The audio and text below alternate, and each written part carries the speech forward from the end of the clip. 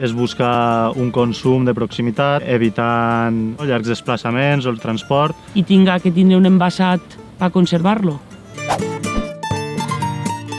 Està collit madur de mata, en propietats alimentícies de vitamines i tot, i de sabor pues, no té color.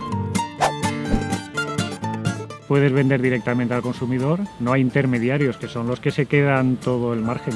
Estrujan al más débil, que es el agricultor, y no le queda nada. Quan crees consum de proximitat, crees economia local. Estàs creant sinergies de treball, estàs augmentant la riquesa de la població. Les economies locals el que fan és empoderar més a l'agricultura i agricultora i té més rellevància també la figura del consumidor en aquestes sinergies.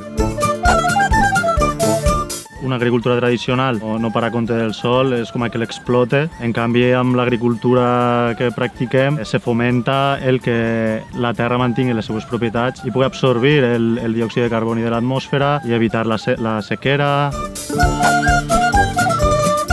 Al deixar créixer les herbes augmenta la biodiversitat, que ajuda a que les plagues estiguin més controlades. O sigui, lo fàcil és tirar vinga abono o pesticida, no? Si anem fent una rotació de cultius i una rotació d'aliments, aquest equilibri se produeix en tot moment. Ens estem estalviant molts productes químics que estan provocant malalties, al·lèrgies i demés.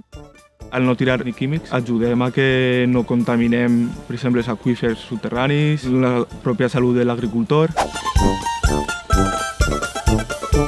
Les dones com han tingut més en compte el tema de les cures. L'alimentació de la família, un paper com detrás de guardar les semilles, d'anar a fer unes plantes i demés. Pues se sent igual molt més acollida en aquest tipus d'agricultura que en l'agricultura convencional, molt bruta, no? I molt d'arrasar en tot.